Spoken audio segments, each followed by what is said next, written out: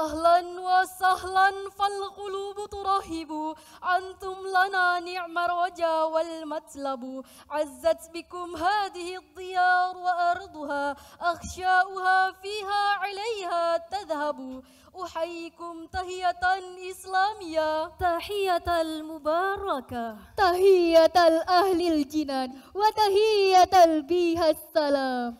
السلام عليكم ورحمة الله وبركاته.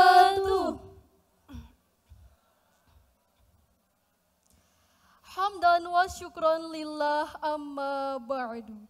Bersyukur kita kepada Allah Subhanahu wa taala dengan melafazkan Alhamdulillahi Rabbil Alamin. Berselawat kita kepada Rasulullah Muhammad sallallahu alaihi wasallam. Allahumma salli wa sallim wa barik alaih. Assalamu alayka ya Rasulullah. Yang kami hormati Uma Dr. Oki Setiana Dewi, Eshum MPD. Yang kami hormati Manda Umi Dela Ardila Sofia SPDI Al-Hafidhah. Yang kami hormati Manda Ayu Lestari Eshum Al-Hafidhah. Yang kami hormati Ustazah Hafsah An-Nasiha SE. Yang kami muliakan para masyayikh alim ulama dan segenap pengurus Maskanul Hufaz. Yang kami cintai orang tua wali wisudawan wisudawati, para donatur dan orang tua asuh, serta yang kami banggakan seluruh wisudawan dan wisudawati Maskanul Hufaz.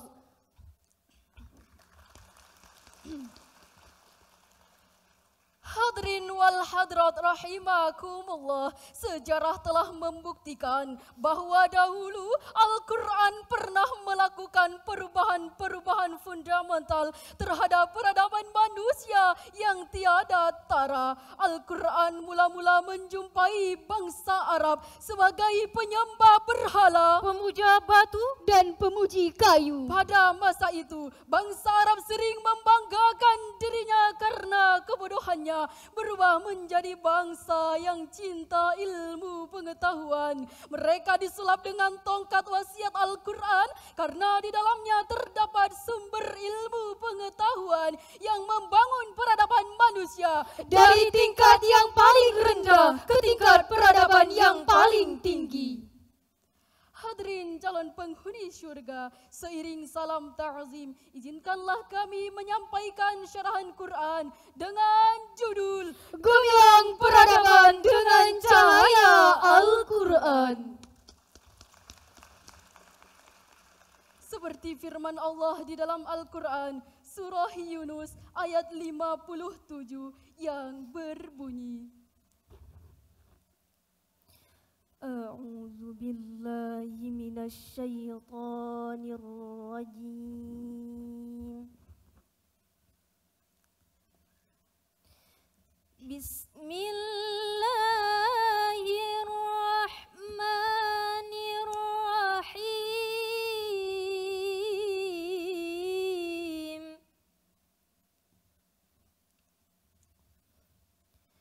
Ya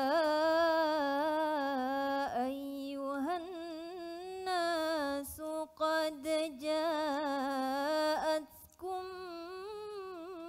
موعظة من ربكم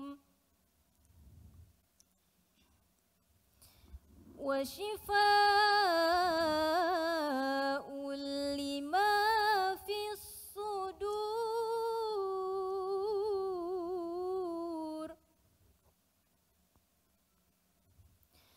وهدى ورحمة للمؤمنين.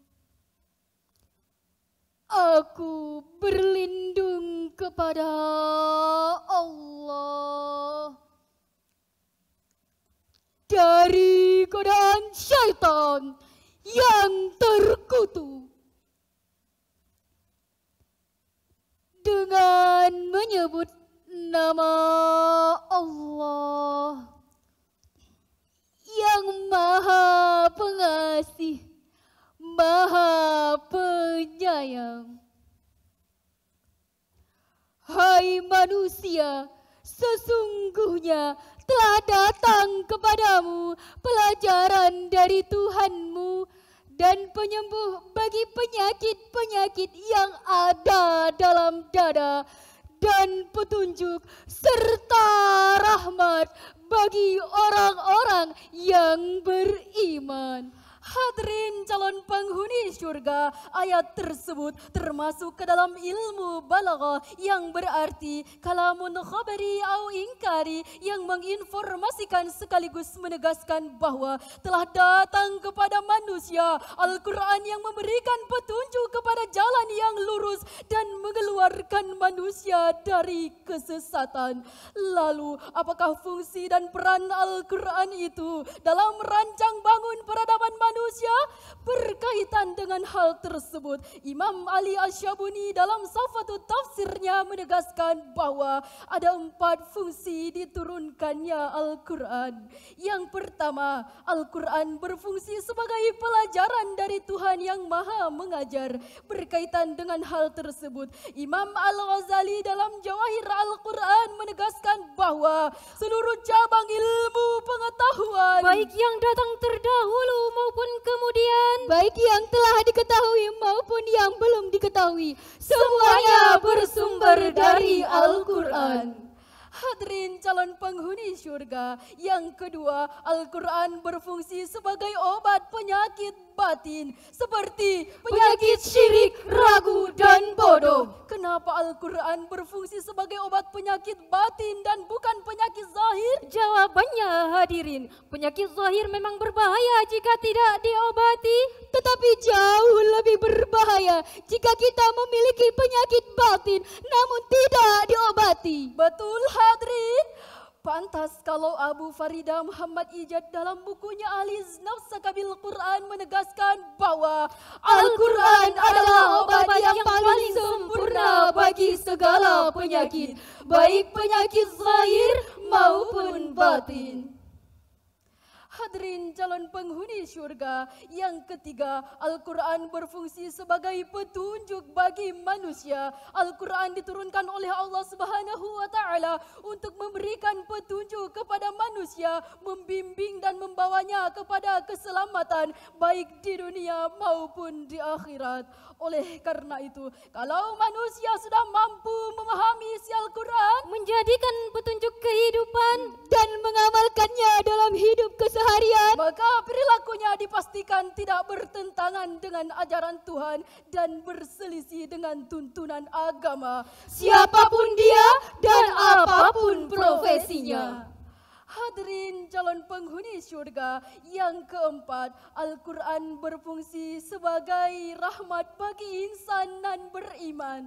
Artinya, kalau Al-Quran sudah kita baca isinya, kita pahami maksudnya dan kita amalkan petunjuknya, maka ia akan memberikan ketenangan bagi kita, jauh dari rasa resah dan gelisah, siap menghadapi berbagai problematika hidup dan kehidupan, serta mampu menghantarkan kita kepada kebahagiaan. Dan Allah pun akan menganugerahkan keberkahan kepada kita semua penduduk bangsa ini.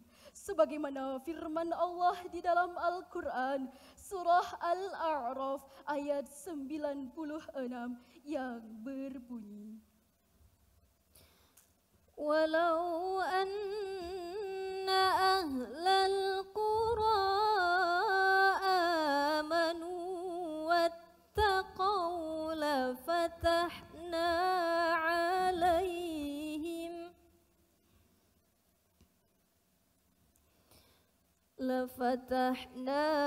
alaihim barakatim minas samai wal ardh walakin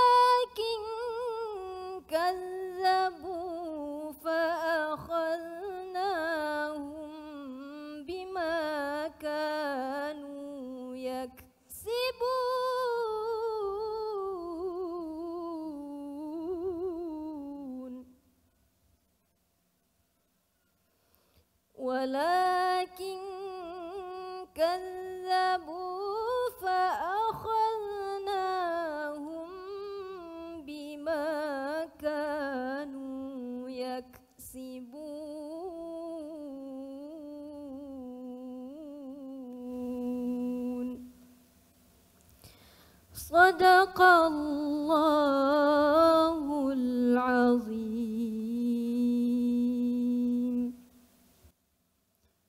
Dan sekiranya penduduk-penduduk negeri beriman dan bertakwa, pastilah kami akan limpahkan kepada mereka berkah dari langit dan bumi. Tetapi ternyata mereka mendustakan ayat-ayat kami, maka kami siksa mereka disebabkan perbuatannya. Maha benar Allah dengan segala firman-Nya.